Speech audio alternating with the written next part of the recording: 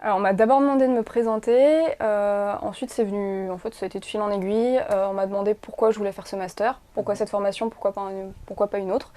Ensuite les questions ont découlé, alors bon, il y en a eu des très classiques et d'autres plus touchant par exemple l'actualité en droit social, ce qui est logique puisque c'est le master auquel je postulais.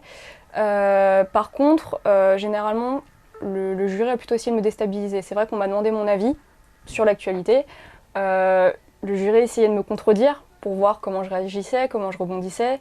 Je pense que c'était clairement pour tester la personnalité de l'étudiant et sa capacité justement à faire face aux désaccords.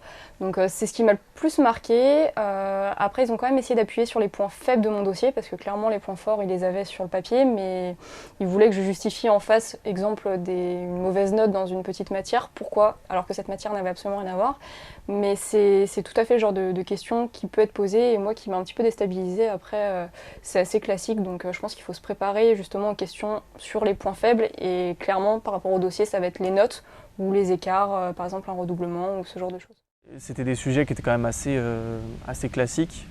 Enfin, c'était au début, donc on est arrivé et forcément, enfin, en tout cas pour moi, le niveau d'anglais, enfin niveau de langue et donc d'anglais me concernant, c'était un gros sujet. Donc c'est vrai que ça a été le premier sujet qui a été mis sur la table et enfin, de façon assez poussée. Donc c'est un sujet sur lequel qu'on pourra pas éviter finalement.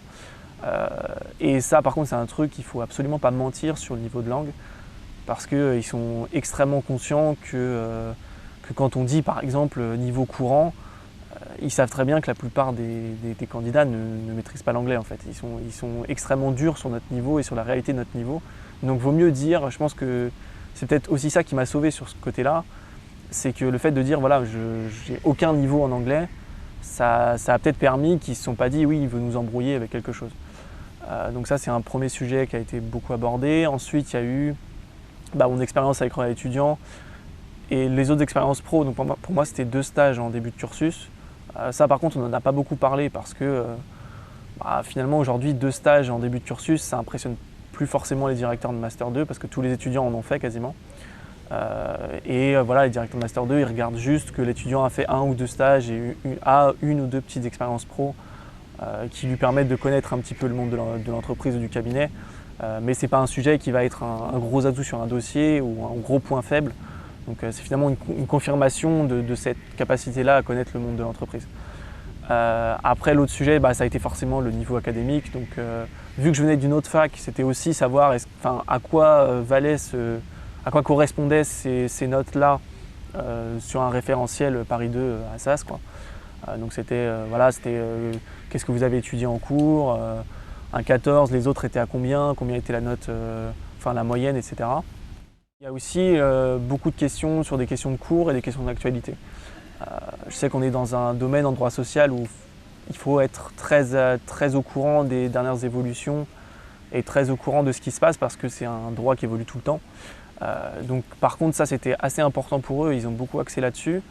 C'était me poser des questions de cours pour savoir si j'étais vraiment au point sur ce que c'est qu'un ANI ou des notions assez précises. Et il y avait pas mal de questions sur comment je m'informais, quels médias je lisais, est-ce que je connaissais ce qui venait de se passer. C'était l'affaire avec Tsipras donc sur la Grèce, donc c'était est-ce que tu es au courant de ça, etc. Je me rappelle, il y a une question, un des directeurs du master m'a demandé sur quels médias tu t'informes. Donc je lui ai répondu Le Monde. Et là, il m'a embranché direct sur notre question, c'était quoi le titre du Monde hier. Donc c'était aussi pour déstabiliser la personne en face de lui, mais ça montre quand même que le fait d'être intéressé par l'actualité et d'être au point, c'est important et c'est un sujet qui revient assez souvent. Pour un sujet que j'aurais aimé peut-être un peu plus aborder, et qui dans les 4 entretiens, on m'a posé la question, mais c'était peut-être à moi aussi de développer beaucoup plus. Mais c'est une question qui était assez simple et on n'est pas revenu beaucoup là-dessus. C'était le projet pro. Parce que c'est vrai que dans les lettres de motivation, même dans les dossiers qu'on fait, il y a une grosse partie souvent sur le projet professionnel, ce qu'on veut faire plus tard, etc. Et c'est vrai que j'avais très envie de défendre ce que j'avais envie de faire parce que c'est un projet assez précis. Et c'est vrai que j'ai pas forcément eu l'occasion d'en parler et d'en parler longtemps en fait, de défendre vraiment ce projet-là. Donc c'est peut-être quelque chose que je regrette de ne pas avoir fait, en fait, de ne pas avoir pris l'initiative de dire voilà, quand on me pose la question, c'est ça mon projet pro, j'explique pourquoi et j'explique plus en détail. Parce que je pense que déjà c'est peut-être important de le faire, et puis pour soi c'est important de dire ce qu'on veut faire et pourquoi finalement on veut ce master-là et pas un autre. Et si, ça c'est un autre truc qui est un sujet qui revient souvent dans les 4 entretiens que j'ai fait. C'est la question, elle est posée différemment, mais elle est toujours la même. C'est pourquoi ce master-là et pas un autre. Les directeurs de master 2, ils sont très attachés finalement à leur formation, ce qui est tout à fait normal. Et ils veulent savoir que les étudiants, ils ne font pas les masters les uns après les autres, comme si c'était des copier-coller et que finalement ils s'en foutaient un peu de savoir s'ils étaient pris à droite ou à gauche. Ils attendent quelqu'un qui est capable de dire voilà pourquoi cette formation-là, pour telle ou telle raison, et pas une autre formation.